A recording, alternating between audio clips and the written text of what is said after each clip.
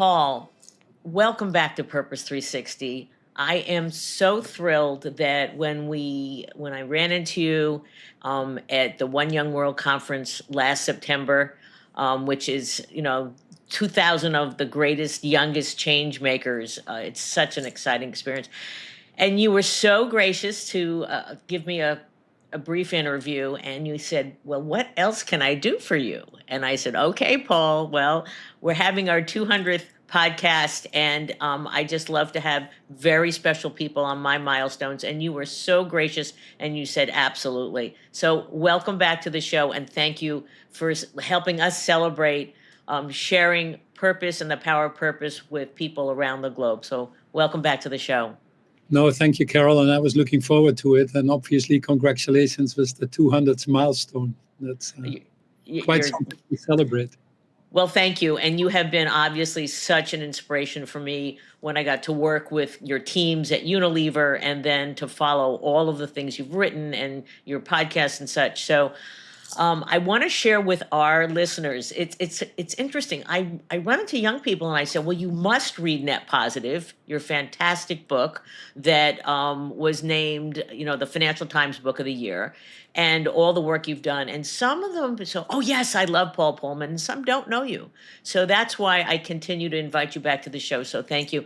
But I'd like to share with our listeners just some more about Paul, so you know how genuine and authentic he is in terms of his journey to help the world understand the power of purpose, the power of stakeholder capitalism.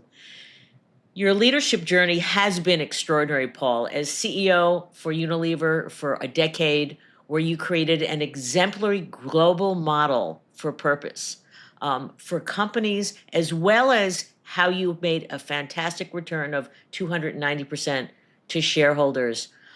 You've become a global sustainability leader.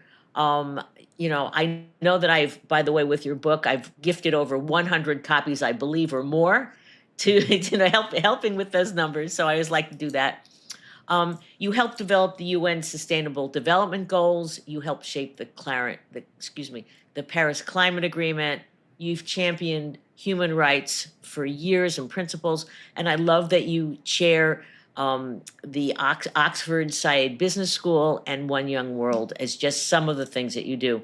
You're also ranked number 3 in the world among the world's most influential management thinkers. So for everyone who's listening, this is going to be an amazing conversation because your insights are invaluable, especially to the times that we're living in today. I'm honored to have you to return to Purpose 360 to share your wisdom and your gigantic heart.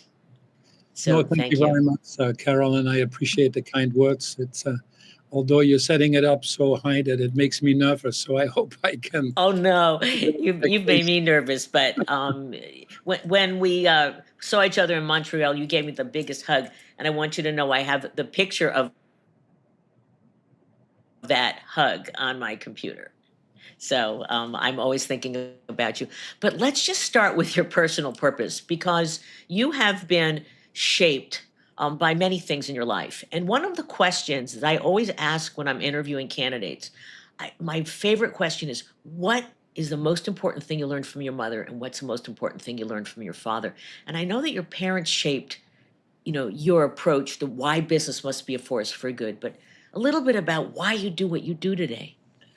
Yeah, well, my parents always taught me that the most important thing isn't accumulating wealth. It's really about serving others. They were victims of World War II, more or less. My father was 15 when the war started, so high school was taken away from him, and all they wanted was peace in Europe again, getting better education for their children, a world where people would live in harmony, where communities would function.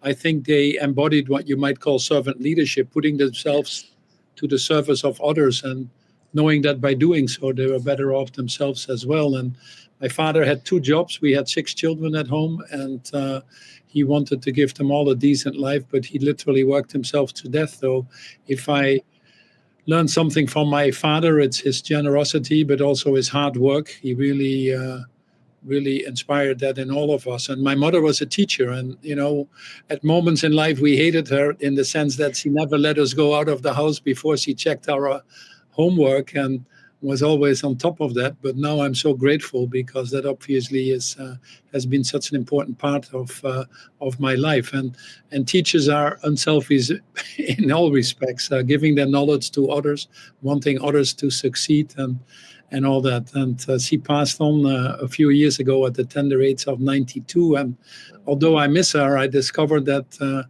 my father, who was gone earlier, and my mother now, that they continue to live on. And I try to live their values, which basically boil down to probably dignity and respect for everybody, equity, compassion, the basic human values that I think transfers the globe and that we need now more than ever. Certainly we do. I'd love to just start with your take on what is happening in the world today. We're living in incredibly chaotic times, driven by geopolitics, economic volatility, wars, climate change, dramatic inequalities for billions around the globe. And as you have said, all of this is threatening humanity's very existence. So, what's your take on it? What's your point of view? Well, Carol, it's no doubt that a lot of things are happening, and for many it's hard to make sense of. And all I can say, perhaps as a starting point, it's much bigger than just a simple attack on sustainability. If you want to, this is an extraordinary moment that I think is bigger than people realize, and it's not just the tariffs itself. We have the environmental collapse, and increasingly you see the signs of that. We have the geopolitical instabilities. We have the widening social inequality that you see in the world, the economic volatilities, and all of that gets amplified by a revolution, if you want to, in technology that comes on top of it. So this is a major shock or a major reconfiguration of our economic system since the 30s, in my opinion. And to be honest, this might not be an answer you want to hear, but if anybody tells you what's going to happen, I don't think they're worth listening to. We live in a period of high ambiguity, if you want to call it. And one thing that we know is it will be highly volatile in the next 5 to 10 years. And, but within all of this, we need to realize that the current trajectory that the private sector was on, or that our economic systems are on, had become not sustainable anymore. The widening gaps that we saw in the population's well-being, the increasing invoices that planet Earth is sending us because we're violating these planetary boundaries that decide our health, the economic disparities that are widening, in fact, not closing. So the trend that we deal with, that we have to deal with, is clear, but it's also normal that when you go through a major disruption like this, that there is a period of instability and insecurity, and perhaps that's where we need to spend most of the time, because you will have on any path of change of this magnitude reversals and contradictions, and more importantly than ever, this is where our inner compass becomes more important than anything else. I think we have the technologies, we have the financial means, we have the awareness of what needs to be done to create this more inclusive world for all. But the key question that we're currently struggling with is, do we have the willpower? And it's clear that short term, not having addressed these issues has created a lot of anxiety amongst a lot of people in society who felt that they were left behind. And I've said many times that any system where too many people feel they're left behind or they're not included will ultimately rebel against itself. And we see that. And unfortunately, the shocks that we're currently going through are not the ones we would have wished for, but it might be needed. If I make one more sentence, the financial crisis in 2007, 2008, we just dealt with a very narrow solution and put some bandages on it and built out the banks, basically. Then COVID came, and again, a very narrow solution of immediately trying to take care of our health in basically in Europe and the US, but we did not address systemically the issues of society. Right. Now so many things are broken, which to some extent is better because people are starting to realize that there are some fundamental issues that need to change, and and that you cannot just address that by simple bandages. So these planetary realities actually that we're dealing with will shape policies. I think technology that we now have and economics that point into a greener economy being more economically rewarding as well will shape the direction. Signals from the marketplace and legislation that we see in many countries. So the direction is clear, but the short-term disruptions are coming from vested interest that, frankly, might not might slow it down a little bit in some parts of the world, but might not give us the answers that most people are looking for. You and I know it's a pessimistic time. I think that the attitudes, especially in the United States, people are really getting very fearful of their jobs, of tariffs, of costs, I think, and things like that. But you also, every time I meet with you or hear you speak, you also talk with optimism. And I know that you were at Climate Week 2024. You were at One Young World again last fall. Can you share anything that's optimistic and positive so that we don't have a downer for all of our listeners? Oh, you don't want to have a downer because things are Uh, moving. The last year we spent $2.1 trillion on the green conversions. That was more than twice what we spent on fossil fuel. We have 95% of the CFOs and the CEOs saying we want to spend more in making our business models more resilient and more competitive, more future proof, if you want to. We see countries moving. In Europe, just solar and wind is now over 30%. We're nearly 50% in renewable energy. Even in the US, in the last 8 years, 85% of the new capacity that has come on stream in energy has been green energy. An economy that's now 5 trillion, that is expected to go to 15 trillion by 2030, that has created in this wonderful country, the United States, 3.5 million more robust and more resilient jobs. This is where all the growth in the economy is. And companies that understand that and that are positioned very well for that future increasingly are seeing that reflected in their market value as well. Now, it's not easy. You can't do everything. And it's also not surprising that the vested order is pushing back a little bit. No change of this magnitude is going to be smooth, and nor have we ever said that. So having a little bit of a setback or a pushback against things like ESG or DE&I are to some extent healthy. It doesn't mean we need to abandon. It doesn't mean we need to stay silent. It actually means that we have to become more determined, but also think a little bit more. Think a little bit more about how we make these changes. And what is very clear is in all of this, be guided by our long-term purpose and values. The long-term direction and scenario that sustainability will rebound is a given. The planetary boundaries. Mother Nature doesn't care who's in the White House. So this is the time that we need to look at our values, but also build bridges to these polarized communities that we now see.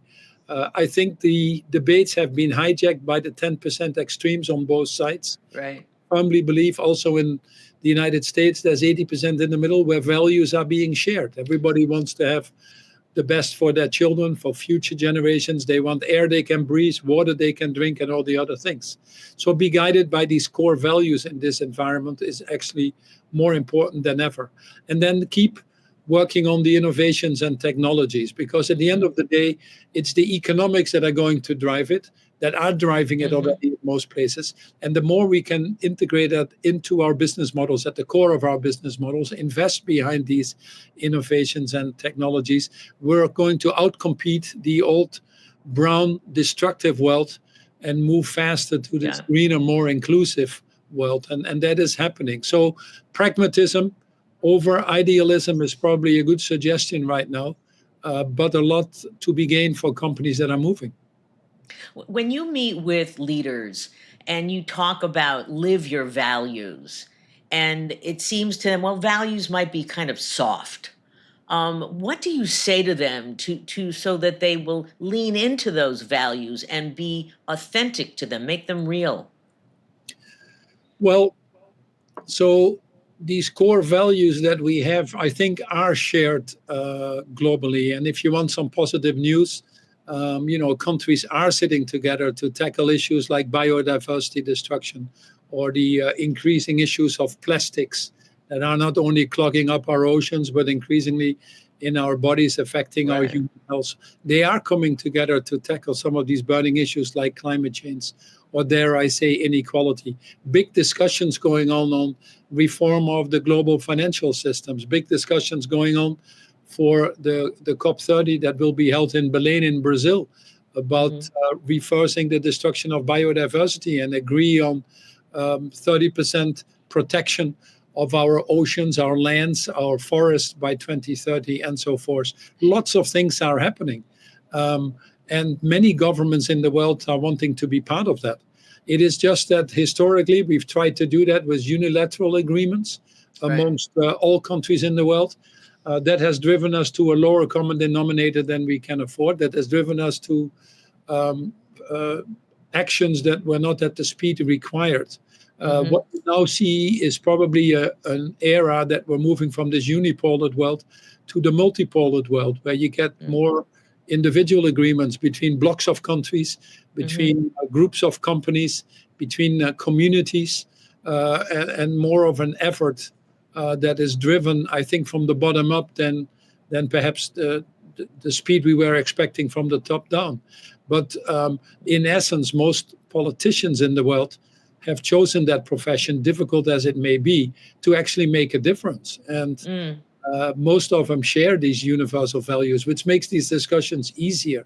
Where they struggle is in the how in this environment. Right. How can you reconcile um, decarbonizing this economy, but also taking care of the people that are left behind? The populists have taken this platform, if I may say, and presented this as it's going to be more expensive. Your freedom is going to be curtailed. The economy is going to suffer if we make this transformation. And nothing could be further from the truth. And unfortunately, we have led this debate from the other side a little bit in a mode of fear, Mm-hmm. preaching, talking about science, to some extent being patronizing. And so we have to recognize that we need to bridge, that we need to reconcile. And I always talk now about what I call the ABCs of leadership, Carol, but more Mm. importantly than ever, in today's world, we need to adapt to understand Okay. really what made these other 50% vote the way they voted, what is Mm. really on their minds, and what do they really care about. And perhaps reaching out a little bit and adapting is not so bad. The B stands for bridging. As I said, Mm-hmm. I believe 80% in the middle has more in common than social media, the newspapers make us want to believe. So, can we overcome that? We've spent a lot of time in Washington and talking with people that are now in office, and they do care as much about a lot of things that other people care about. And I think we can move forward on many more things than what people think. And then the C stands for cooperating. The challenges are now so big that we simply can't do it alone. So let's work it together. And what you find with politicians is that if you come constructively to them with a coalition of companies, in my case, where I focus on, and you come with constructive solutions, they're the first ones to embrace that. So there's a lot happening in the world. We're moving forward. In the car terminology, we're in second gear, but Okay. unfortunately, we need to be in third or fourth gear if we want Right. to have a chance to, save ourselves from a lot more climate disasters and other things in the near future. I love the ABCs, and we'll get into storytelling a bit more because you recently wrote a blog about that, and who's saying what, especially about green hushing. But I want to just shift a bit. Since we arranged this conversation, unfortunately, Pope Francis passed away, and you wrote a beautiful tribute to him that we're going to post in our show notes, and I just wanted to read a little bit about it because it leans so much into leadership. Humanity has lost one of its courageous moral voices, but his legacy lives on in the countless lives he touched and the moments he inspired. For me, this moment is not just for mourning, but for deep gratitude that we've been fortunate to witness a rare kind of leadership at a time of widening divides, as you say, amongst nations, within societies, and between humanity and the planet. He offered a steady hand and a moral compass. In a world increasingly fractured, he reminded us of something so simple but profound, that we belong to each other.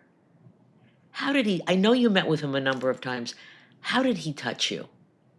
No, tremendously. And frankly, when I hear it, I still get emotionally touched because, we need courageous leadership, as you rightfully say, in this tumultuous time. And it's the values that he aspired to that anchor us. This is this turbulent world of distrust, of economic insecurity, of malfunctioning institutions, if you want to, strain on our natural systems.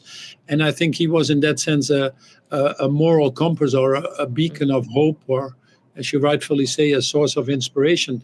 He reminded us that our economic systems that we live in, first and foremost, must uphold these dignities of people and well-being of our planet. And in his Laudato Si, or Fraternity Tutti, a home for all, and frankly, we are all connected, was a wonderful manifestation of that. I remember working that with the Vatican and Cardinal Turkson and many others at that time, just before we agreed the Sustainable Development Goals in September 2015 here in the UN, in New York, when 193 countries signed this, and he had come out with his Laudato Si, talking about the duties or the obligations that we have to each other. And I think it was a major moment, and also a major galvanizer for 193 countries to sign these Sustainable Development Goals. And then you got the Paris Agreement coming out of this, where he played an active role, personally convincing countries to be part of that. And then you had the Fraternity Tutti, which is a renewed appeal again. He was a voice for the poor. He was a voice for the youth. He was a voice for planet Earth. He was a voice for future generations, and certainly didn't hesitate to use that moral position he was in, and include other faith leaders in that as well. So I was very fortunate to meet him a few times. I was very fortunate to look at some opportunities that the Vatican themselves had to be even a more important part of it. The institution itself has a landmass the size of France and Spain together. How do you make it more sustainable? They do more on education, or on refugees, or on help for the needy, like providing food and shelter, than any other organization worldwide. So how can you use that as a force for good and accelerate the implementation of the Sustainable Development Goals? It's not an institution that was very well organized internally. It's not an institution that is necessarily always aligned, but working together with some willing souls and putting our best efforts against that, I think we've been able to make some impact, and at the same time saw our admiration for him grow. So it is a vacuum, but at the same time, 2/3 of the cardinals that will now, in the coming week, go into the conclave, as it's called, and it's worth reminding the listeners that they should watch the movie The Conclave. Yes, it was amazing, very intriguing, and very timely, and very timely. So I hope that the wise decisions will be made. Thank you. And I know that when you were young, you had considered entering the priesthood. That is true. I actually wanted to be a priest. I wanted to be a doctor. I really never wanted to go into business, but my father, who didn't have much money either, made it very clear to me that I had to provide him my own living. So, I'm an accidental businessman, if you want to. But the more I got into the private sector by serendipity, I found that business could be, and the more I was in it, saw that business can be a force for good. And if you don't work on that, main center of the economy right now, you will not get there. We looked at the Sustainable Development Goals, 17 goals to irreversibly eradicate poverty in a more sustainable and equitable way, to not leave anybody behind. 169 sub-goals, about 90% of those require business and active involvement for business. So I've always been I think by coincidence on that intersection of business and society and governments as a result also of helping develop the Sustainable Development Goals. And this is probably where we need to be by on this common agenda, Right. driving these broader systems changes. Not easy, but I think we have the best shot in working unselfishly together in the spirit of the Laudato Si and what the Pope left us with. You work with so many different coalitions, whether it is food, whether it's fashion, whether it's the built environment. I know you're working on aviation fuel, things like that. And you bring a tremendous amount of leaders together. And you say that when you get these CEOs or C-suite individuals and they're in a room and they begin to collaborate more, then you say cooperate, don't compete, which I think is really interesting today. This is a different type of leader. This is a transformative leader. Can you give any advice to our listeners, again, in our volatile, chaotic times, very uncertain times? What are the things, what are the traits of leaders? What do they need to do to somehow guide through volatility? So it was Rumi, a poet of the 13th century, who said it very well. He said, "Yesterday I was clever, I wanted to change the world. Today I am wise, I'm changing myself." Mm, And we just don't spend time enough in this rat race on ourselves.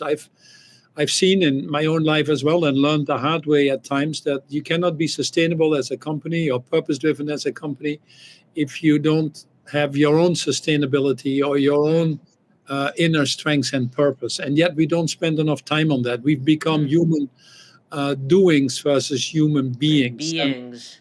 and Right. and one of the reasons I created with Valerie Keller Imagine is to really work on this inner core. In fact, when we put the Unilever training together over the 10 years that I had the fortune to lead that wonderful institution, we had the inner core and the outer core where we worked Mm, together.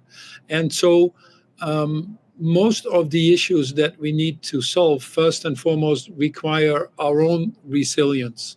So I mm, tell people, indeed, work on your own physical resilience, your emotional resilience, your mental resilience, and frankly, your spiritual resilience, or what right. you, with your Purpose 360, call purpose. And I don't think there's much difference between those two words in its essence. And that we spend a lot of time on. But we've also seen that the challenges that need to be solved are of such magnitude that nobody can really do it alone anymore. So I'm advocating very simply that we need to shift our leadership styles from the competitive leadership that we Right. learned in school, if you want to a cooperative leadership. And my message is always very simple. When it gets to the future of humanity, we shouldn't compete, really. We should cooperate.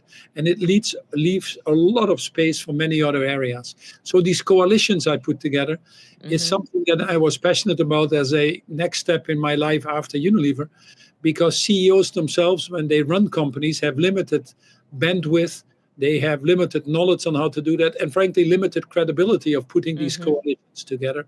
I happen to feel comfortable at that intersection. So when we bring them Yeah. together, the first thing to make it a success, where people often don't invest in, is investing in trust. I have a Right. farm in the south of England. I bring them to the farm and we discuss the food policies.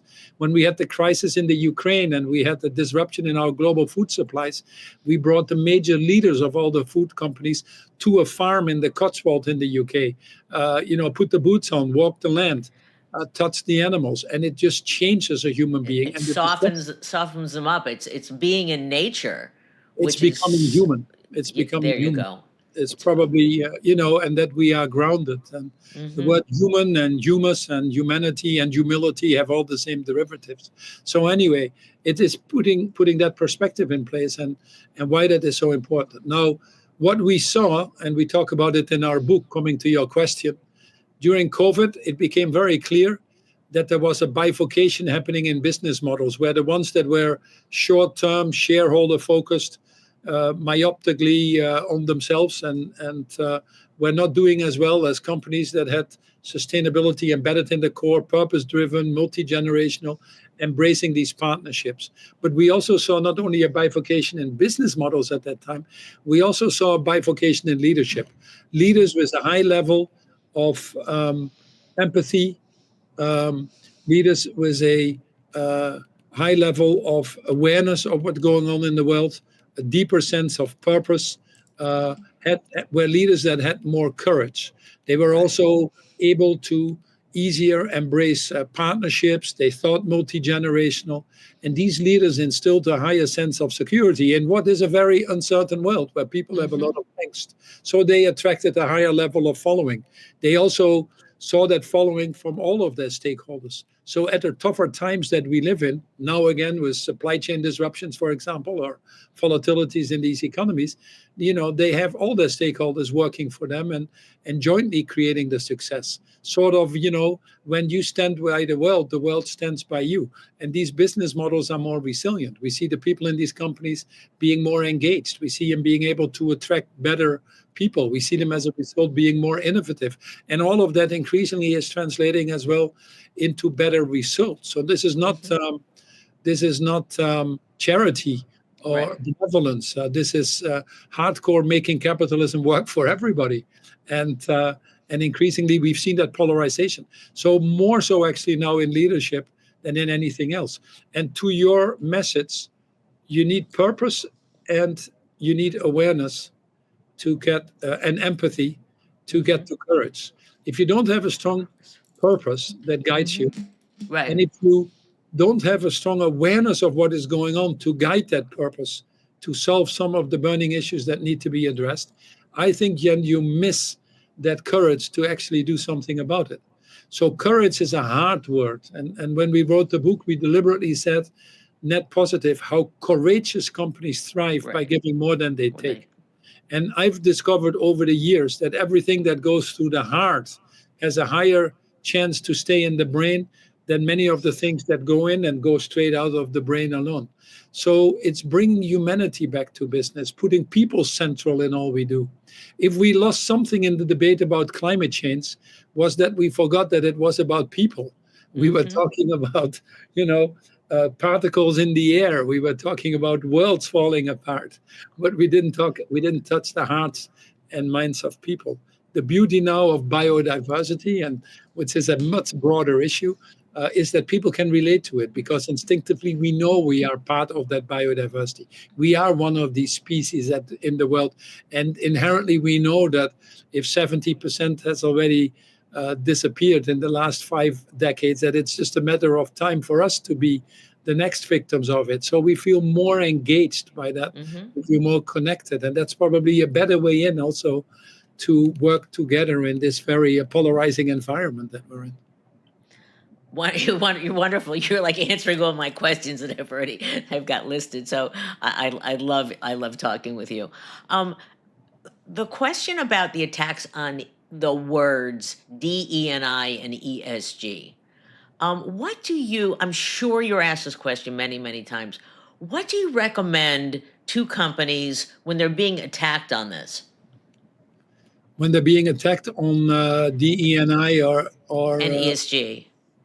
well, so it's not easy to be honest, because the attacks are vivid, the attacks are Hmm. personal, the attacks are sometimes imminent. Uh, One CEO was being told, if you don't take all your D&I stuff off your website by midnight, and by the way, he was told at 6 o'clock in the evening, we cancel all the government contracts. Or you've seen what happens to some of the law firms, etc. In this country. You've seen the vicious attacks on universities. This is more, if I may say, than an attack on sustainability. This is an attack on democracy, on the values, on your constitution, and on values that we have in a global normative system. And so the first thing I think that leaders have to do in this environment is again, be true to your values and Hmm. your purpose as a company. And that is why it's so important what you are doing. But then the second thing they have to do is to be humble. And I think the first thing I would suggest is that you recognize that not everything was working before either. The Hmm. DE&I efforts weren't working as well as we sort of pretended. that it, or the ESG efforts weren't really delivering the results at the speed that was needed. Hmm. There was a lot of greenwashing out there that also became to some extent green hushing, where a lot of people happy to make 2050 targets or do the minimal compliance and Right. make it sound as if they were solving all the problems in the world. In DE&I, likewise, it got carried away a little bit by extremes that perhaps confused people. When it got to gender identity, and companies had task forces in the company that were dealing with 10 or 15 different gender diversities, all fighting for their fair representation, it might have blocked some things. But frankly, also, you look at the World Economic Forum Women Equality Index. 10 years ago it was 150 years, and it goes up and down. It's now 134 years, so we haven't made much difference either. So we have to recognize that the efforts that we were doing weren't helping, weren't giving us the right results. Now, where I differ with some of the CEOs is that silence is not the answer. Silence Right. ultimately makes you complicit, and it's difficult to be speaking up alone in some circumstances, then try to do it together. And what has surprised people a little bit is the deafening silence. I think it's starting to change right now. We can talk about that, but it certainly has been too long. So the first thing I would say for a company is, yes, it wasn't quite working. Also for our company, we weren't delivering at the results that society needed. So we need this opportunity to do things differently. And if things differently mean talking, not using the word climate or ESG or DE&I, which to some extent have become toxic in some quarters. Right. Let's Yeah. just focus on the results and use different terminologies, and take a different story. The most important thing in all of this, and I'll give you some ideas what we Sure. have to do. But the more important story in all of this is that we control the narrative. Right now, Hmm. there is a narrative being put out that it doesn't make sense, that people don't believe in electric vehicles anymore, that it's more expensive and it takes jobs away, that it's a plot from a foreign country like China to get economic supremacy above systems in the US. So there's a narrative being created here Right. that is, and we start to believe this narrative. The newspapers pick up on this narrative. Social media amplifies it. And that's a Hmm. narrative that is being driven by a narrow self interest. Nothing could be farther from the truth. We are moving forward, also in this country. The economics, as I said, drive it. We're spending more. Every year we're doing more. We're actually selling more electric vehicles. We're just deciding to buy less Teslas because we disagree with a person who symbolizes that company. So it shows that there is people power in many of these things. So we are moving forward. And what is that story we're moving to? We're moving to a Hmm. society that is free from air pollution. We're moving to a society that can get affordable energy for everybody. We're moving to a society where there is political security because you're energy independent. We're moving to a society where there is a better human health because there's a better eco health and a better biodiversity. We're moving to a society where we're not victims of chemicals that Rachel Carson already warned us for in Silent Spring, but Hmm. and things that damage our body, but where we are free from these things. It's a society that functions for everybody. It's a society that functions for future generations. That's by all means possible, that better life. We're not so far away from that, but we have to talk about a better narrative. And that narrative is about security, it's about safety, it's about your resilience, it's about our common home, the planet, that the Pope so well understood. It's about our connection with nature. So it is about energy or food or peace or job security or health security that we should strive for. And we should strive for that for all. And recognize that our current systems aren't working. You have 30 million people in the US that are one medical bill or one car breakdown away from poverty. You have here, 30-40% of kids that go to school without school meals. You have, Right. you know, we can solve these things if we work for the interest of all of us and not for the Right. interest of a few. Yeah, I love that you have done a shift to storytelling, and we will post that blog in our show notes. And the title of it was "We're winning on the fundamentals, but still losing the plot." and Absolutely. is bad storytelling the most overlooked transition risk? And then you've given, I have to say this little tiny story that you've given. You said that when you read to your children and grandchildren, there's not a single story that ends with, and the hero gave up. I mean, Absolutely. it's something, to your point. You think about something like that, it touches your heart. You remember that. So, have our heroes given up, or do you still feel that there's others marching with you, Paul, that are saying, okay, maybe we won't say DE&I, maybe we won't say ESG, we'll change the terminology, but we'll continue the work. No, I tend to believe there are, and without being naive about it, there is a book, Rutger Bregman, my fellow Dutchman, who wrote a book called Humankind. But Hmm. I do believe you have to believe in the inherent goodness of people. Otherwise, life is not worth living for. So I haven't met CEOs who want more air pollution or more unemployment, more people going to bed hungry, more destruction of biodiversity. It simply doesn't exist. But then why collectively are we behaving like this? It's because of the boundaries in which we operate. And so we have to move these boundaries, the boundaries of short termism in the financial market, the boundaries of not putting a value on this natural capital. You know, a dead tree is still worth more than a tree that's alive is not a good thing. We don't understand fully then the value of nature. So we have to change some of these things. So we need a new kind of leadership for sure, but I think a lot of them are there. And if you bring them together, you Hmm. increasingly can drive the changes, top down, but increasingly also bottom up. Bottom up. So Right. leaders that are courageous, that are adaptive, that are anchored in the moral clarity, not just the managerial competences. And I think we have that. And right now, when ESG and DE&I are under attack, it is, you know, uh, the instinct of many to retreat. I understand that, or to whisper behind closed doors, or Mm. to hide the good work for what they're doing in light of the political pressures and retaliations that are there. But that is not good leadership. That's risk aversion dressed up as pragmatism. And we cannot afford that right now.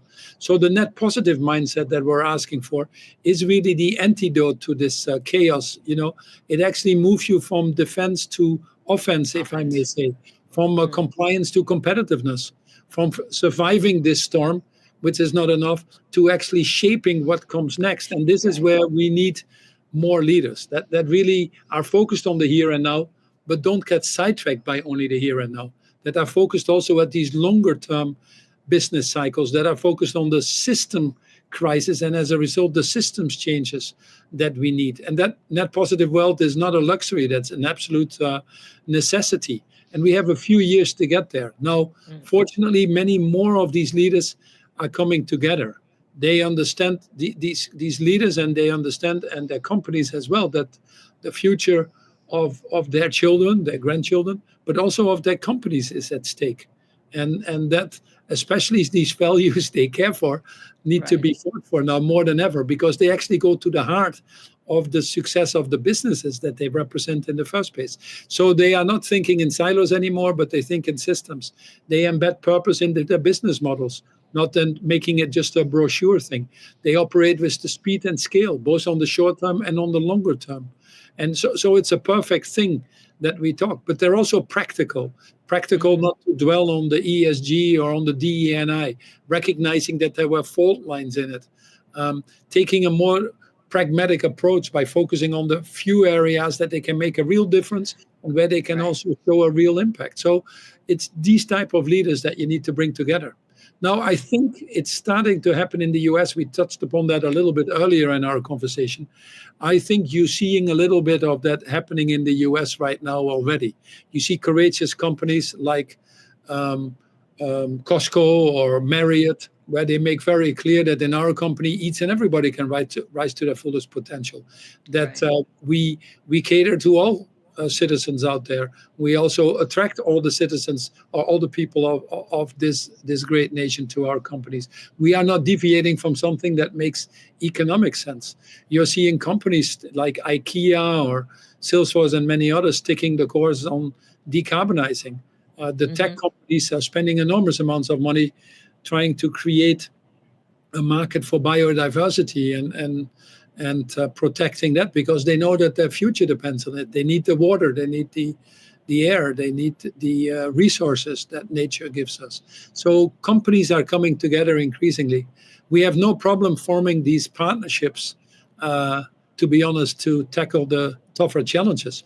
Just last week, being very practical, the shipping industry came together. And although the US has decided not to be part of it, the rest of the world went forward and said, we need to get a price on carbon. We need to decarbonize this industry. We need to set clear timelines for that. And we need to work together to get there. And if the US wants to be part of it, great.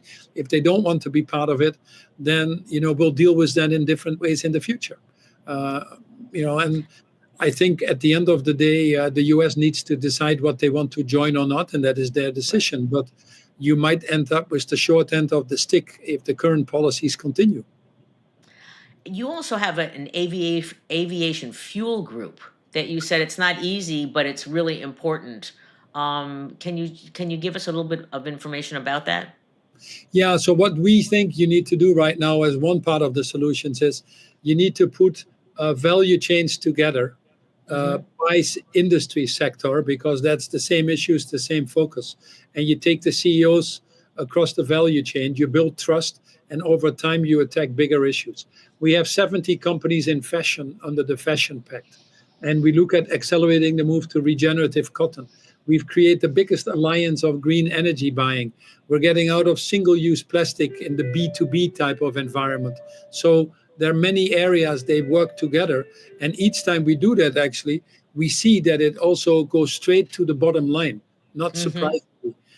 So that is what collective action does. In sustainable airline fuel is one of the toughest challenges, because we don't know what the technology is going to prevail in the future.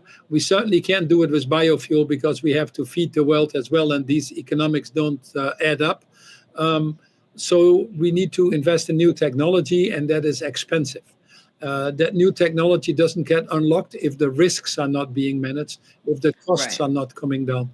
So creating these alliances leads to buying consortiums, so that we can make advanced buying agreements. We can have first mover coalitions in that respect. We can actually go to governments and put financial mechanisms in place to manage some of these transition risks, which we are now doing with Europe.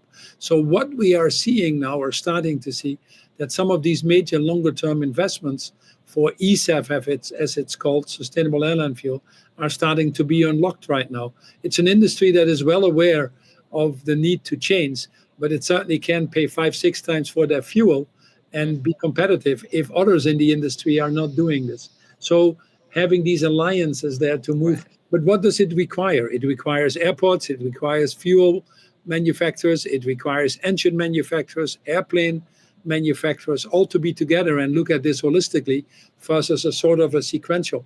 And then you can not only solve these tougher challenges, they will very quickly become better economic solutions.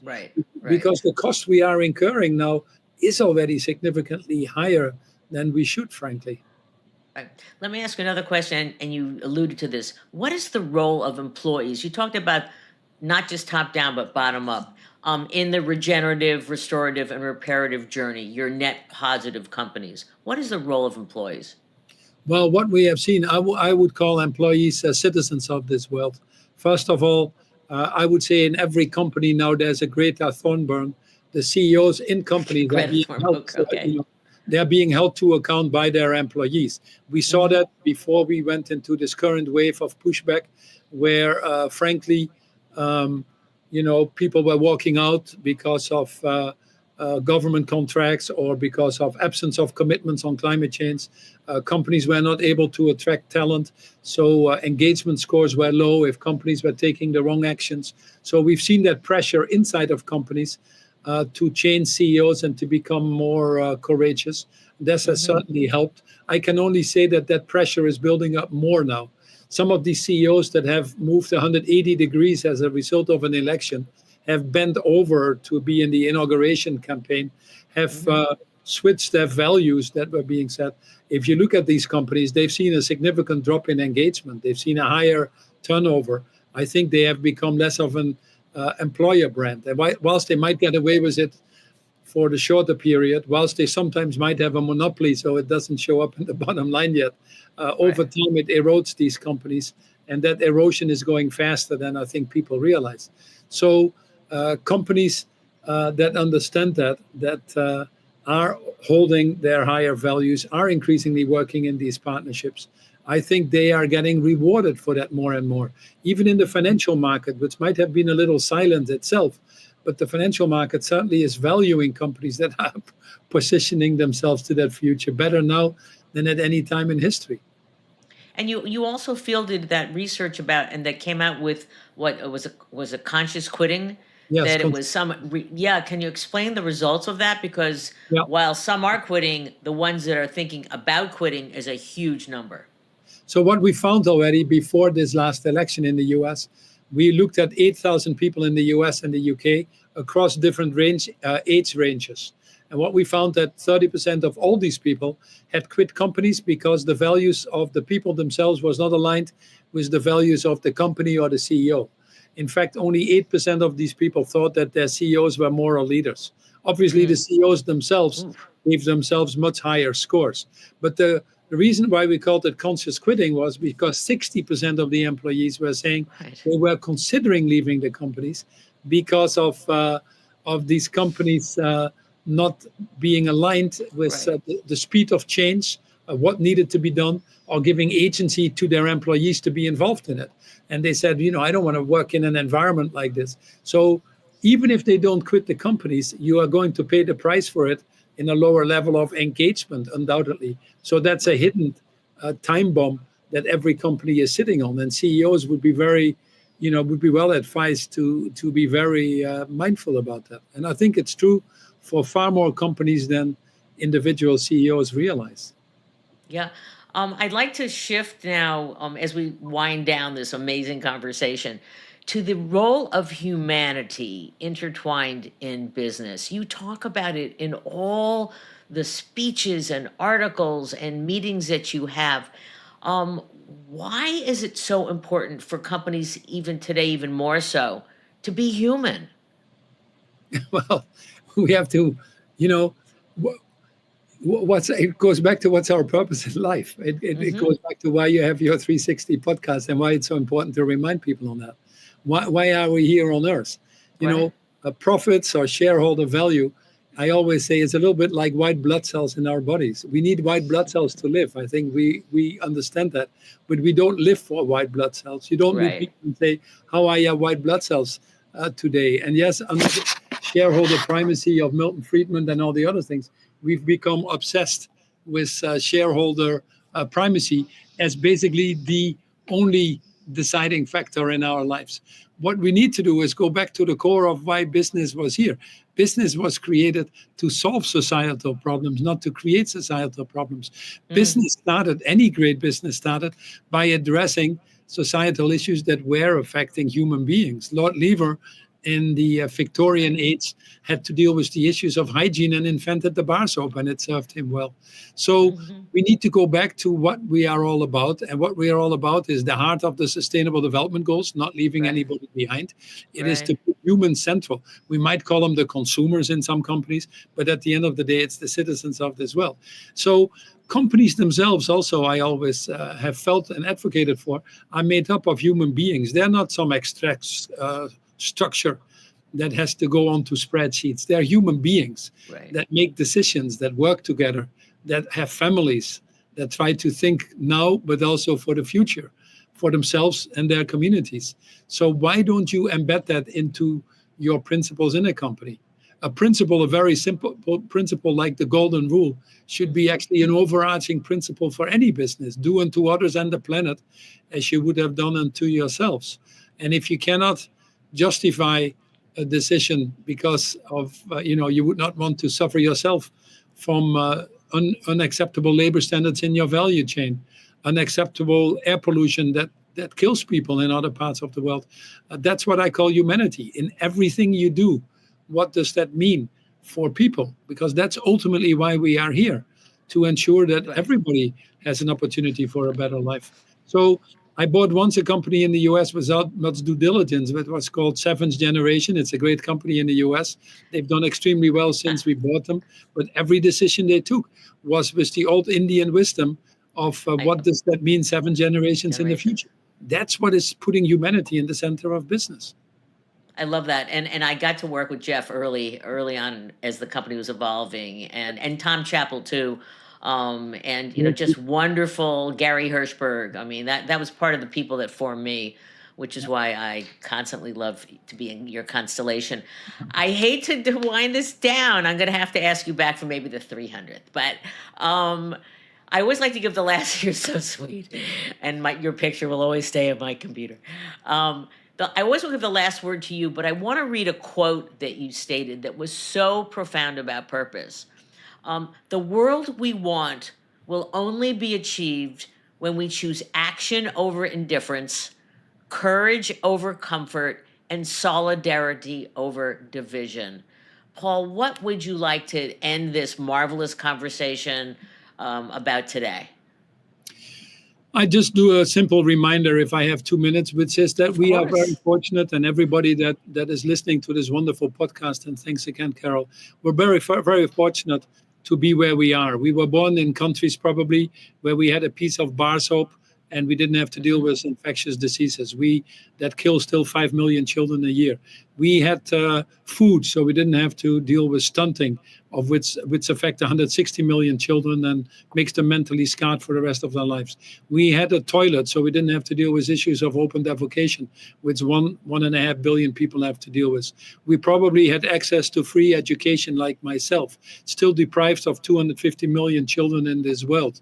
So in other words, we had won the lottery tickets. We have won the lottery ticket in our lives. And if we have had the wonderful fortune of having won the lottery ticket of life, whilst we frankly haven't done anything for it, we belong to the 5% of the lucky ones in this world. Then it's our duty, it's our obligation to put ourselves to the service of the other 95%. A world that is not inclusive, where we don't ensure that more people can participate in this wonderful economic system, if you call it that way, or in this wonderful world, is probably better, then it will never function. So we need to be very conscious about the luck that we have, but also about the obligations that it brings. I'm looking out of the window here. I see the Statue of Liberty, and it reminds me of Viktor Frankl. When they built the Statue of Liberty on the East Coast of the United States, they forgot to build the Statue of Responsibility on the West Coast. So if there is one message in this broadcast, I think they go hand in hand.